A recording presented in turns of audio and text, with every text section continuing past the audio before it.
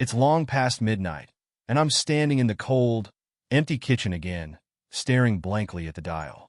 As the years go by, nothing changes. I'm left alone with my thoughts while my husband Stephen is completely absorbed in his work or something else that I don't even know about. An almost empty glass of wine cannot drown out the oppressive silence. I used to think it was temporary, that we could go back to what we once were. But now all I have is bitterness and resentment. I endured, I tried to support him to be the perfect wife, or at least I tried. And Stephen, it's like he's become a stranger, like I'm just transparent to him. And tonight, when the wine calmed my anger a little, a dark thought flashed through my head. What if I did something to make him pay attention to me again? To see me for real?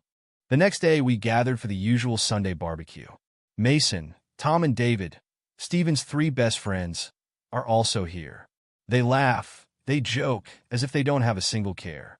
I look at them, how easily they communicate with each other, so lively and carefree. This is in such contrast to Stephen, who has become cold, detached, not at all who he was before. And that dark thought that tormented me last night is coming back again, now with renewed vigor. The idea begins to take shape, perverse and dangerous. What if I make them see me too? I'm starting with Mason. It looks completely innocent, just a conversation, but I know exactly what I'm doing.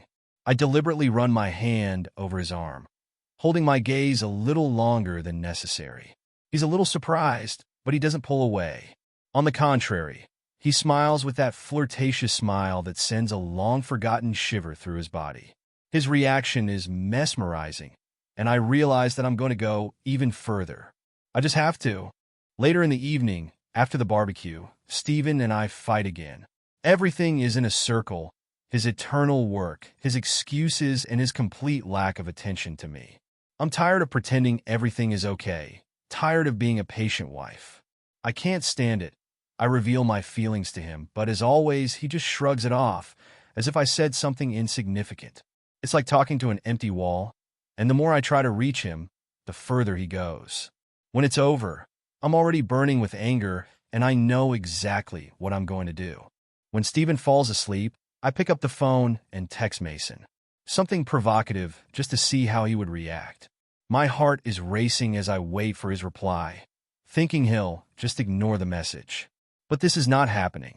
At first he hesitates a little, but soon the conversation takes on a flirtatious, almost playful tone. It's like a game, and I'm winning it. The feeling of power is overwhelming me, and I'm not going to stop. In the days that follow, I repeat the same thing with Tom and David. It turns out to be so easy, even too much. They all show the same interest, the same willingness to play this game. I'm carefully plotting the path to what's going to happen. And the further I go, the more I understand. This is not about revenge on Stephen. It's about me. It's about regaining the power and importance that I've lost over the years. The seeds of betrayal have already been sown, and there is no turning back. The plan began to materialize. Stephen stayed at work more often than usual, which gave me the perfect opportunity to invite his friends over for dinner. An ordinary meeting, at first glance nothing special. But there's a tension in the air that only I can feel. There's something hidden between us, and I can see it in the way Mason, Tom, and David look at me. Their gazes linger a little longer than usual. They still don't understand what they're getting into. Dinner starts simply. Ordinary conversations. Laughter fills the room. I pay close attention to each of them, carefully sowing the seeds of desire in their minds. Every word, every light gesture, a playful smile here, a long look there, is all part of an elaborate game. They're trying to stay calm, but I notice cracks. The tension grows, and each of them holds their breath, waiting for what will happen next. And so, as if by accident, I spill wine on my dress. It comes out so easy that it seems almost too easy. I laugh, pretending to be a clumsy hostess, apologize, and go to change clothes. Upstairs, I leave the bedroom door ajar, knowing exactly what I'm doing. I can feel Mason's gaze, his curiosity outweighing his caution. Slowly taking off my dress, I enjoy every moment when the fabric slides off my body. In the reflection of the mirror, I notice how quickly he looks away, but I know that he has seen enough. I can almost physically feel his inner struggle, devotion to a friend fighting with the desire that I have just awakened. When I come back downstairs, the atmosphere in the room is already different. The laughter that was light is now saturated with something dark and intense. I suggest a game of cards, and they readily agree. But it's not just a game. I am in full control of the situation, and I know how to manage them. My joking bets, meaningful comments, and light touches make them all the more nervous. I can see the excitement flashing in their eyes, and I know they're caught. Each of them gets more and more entangled in the web I'm weaving. The game continues, but it's no longer about the cards. Everything is focused on how I lean towards Tom, allowing my body to lightly touch him. How I whisper in his ear, making him blush. David notices this, and jealousy flares up on his face. This only increases the tension, spurring the expectation. They're all on edge, holding their breath, waiting for my next move. And I decide. I suggest we move to the jacuzzi. My idea was met with enthusiasm. Men try to hide their impatience. I put on a revealing swimsuit, perfectly aware of the reaction it will cause. When I go out, their eyes are fixed on me. They can't take their eyes off me. In the hot atmosphere of the jacuzzi, the boundaries between innocent playfulness and outright seduction are blurred. I feel my power over them getting stronger. The evening is far from over, and the real game is just beginning. I can't stop now, when the line I've been thinking about all night is already so close. Rising from the jacuzzi, I feel hot jets of water flowing over my body. Every step I take is precisely measured. Every look is full of determination. I don't need words. Everything has already been said by my body. I meet their gazes, one by one, feeling the temptation overwhelm my thoughts.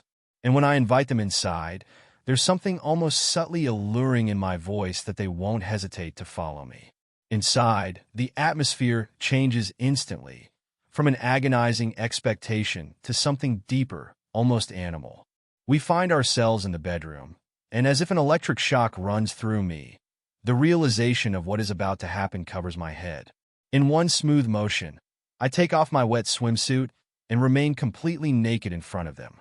Time seems to slow down. Their gazes darken with desire, and the remnants of self-control disappear. A cocktail of strength and vulnerability rages inside me, realizing that we have come to a line beyond which there is no return. This night is going to get wild, out of control, and I'm ready for it. That's what I need, to feel alive again, wanted to make Steven see what he's been ignoring for so long. Desire captures us all. He gives in, penetrating me, and along with a sharp wave of pleasure, I feel my resolve begin to crumble. Mason moves inside me. Tom shuts my mouth, muffling the moans that come out with each of his movements. David's arms wrap around my body. His touch is imperious and insistent. It all turns into a chaotic vortex, a mixture of sweat and despair. Every touch pulls us deeper. The force of the sensations is incredible. My mind is barely on the edge, not having time to realize what is happening. Every movement, every jolt seems to pulse in my body. But with every passing minute, the excitement that brought me here is starting to fade, and the weight of this night is becoming more tangible. The game of seduction turned into something dark and desperate. The lightness is gone, giving way to a frenzied thirst that knows no bounds. Excitement is still in the air, but now there is something new involved in it, something that looks too much like regret. The night stretches on endlessly, bodies intertwine, waves of pleasure roll over and over again. Each of them is driven by an insatiable need that both fascinates and frightens me. I feel my strength leaving me, and the power that I once felt is crumbling under their relentless onslaught. My thoughts are confused, and fear is born somewhere in the depths of my soul.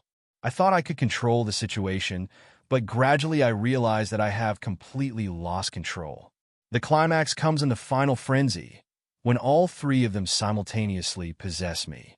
The pleasure is so intense that it is hardly bearable, but the emotional burden seems even heavier.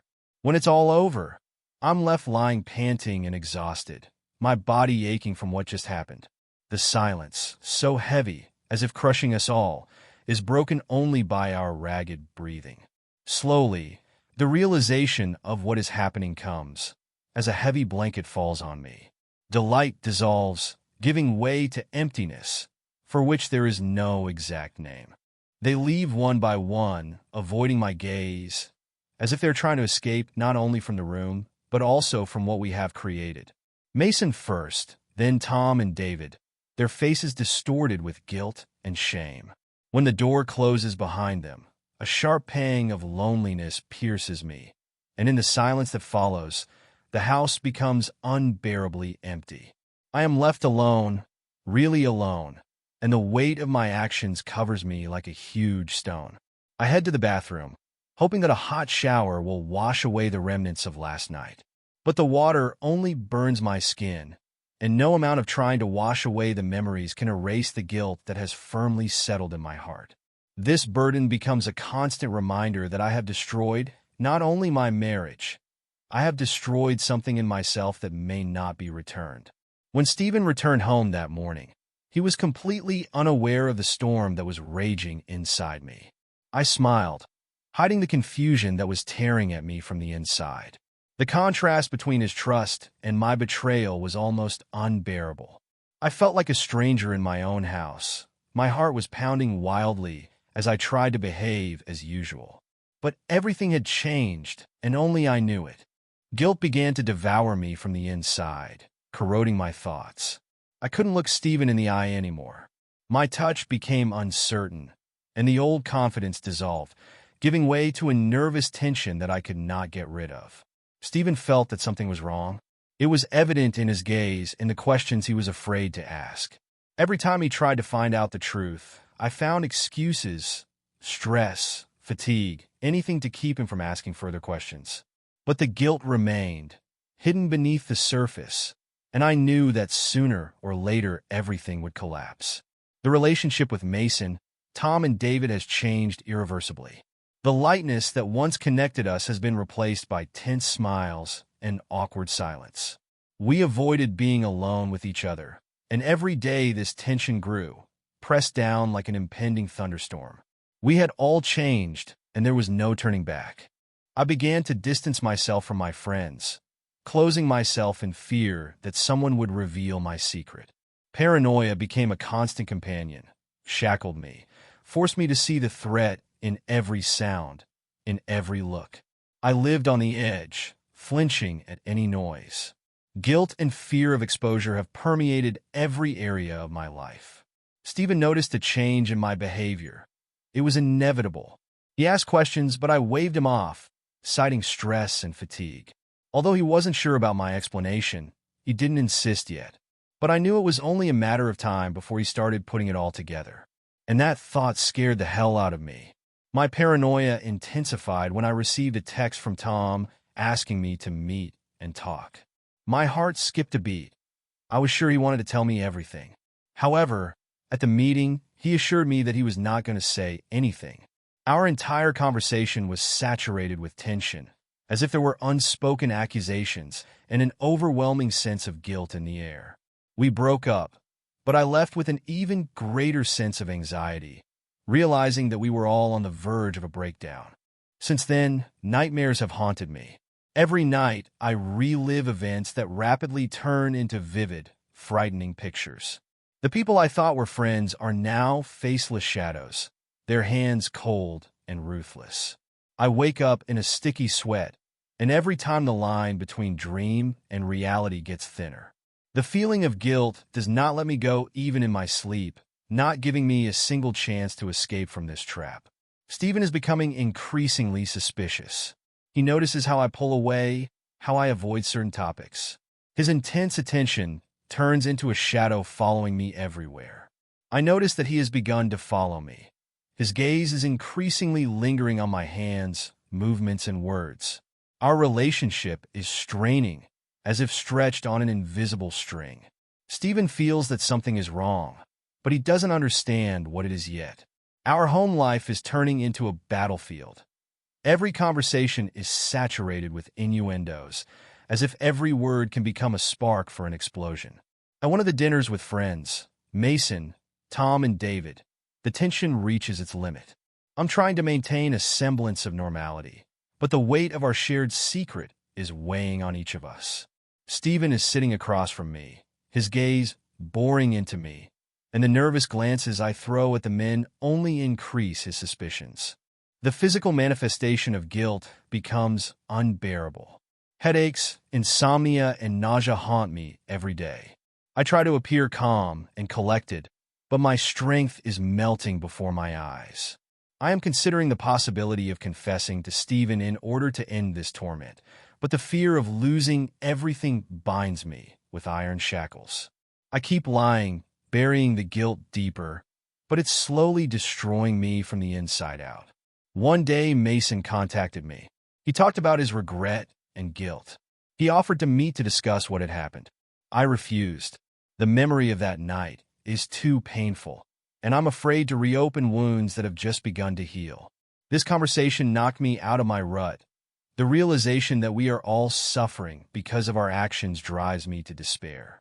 We are locked in a cage of our own decisions, and there is no way out. Tom couldn't stand the guilt. He began to avoid both me and everyone else.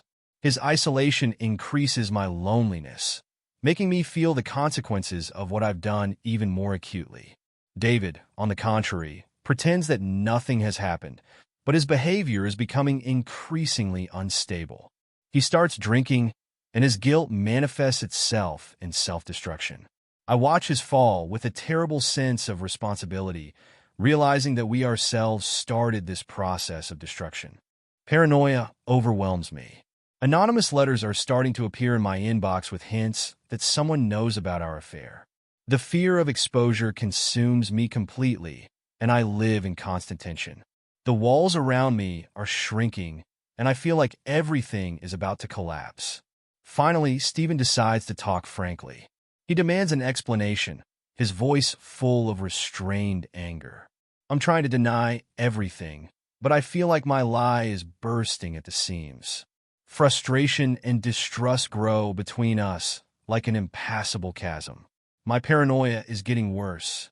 I'm sure Stephen is already close to the solution. I constantly check my phone, delete messages, and avoid any contact with Mason, Tom, and David. The stress of a double life becomes unbearable. I'm sinking deeper into the lie, and there's no way out.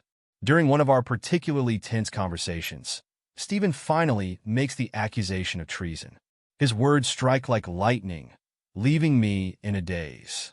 Although I expected this, they still pierce me to the core. This moment completely destroys our trust, and I understand that there are no more excuses. Mason has nothing left to lose. He decides to talk to Stephen and tell him the whole truth. Panic grips me like an ice storm. I beg Mason not to do this, but he is firm in his decision. He can no longer live with this lie, and I know that it is already impossible to stop him. Stephen is collecting more and more evidence, comparing the facts. His suspicions turn into an iron certainty. Anger and despair wash over him in a wave, and I see how the man to whom I once swore eternal love is now looking at me with hatred. When the door slammed behind Stephen, the silence deafened me. The house that was once filled with laughter and life has now become a hollow echo of my failure.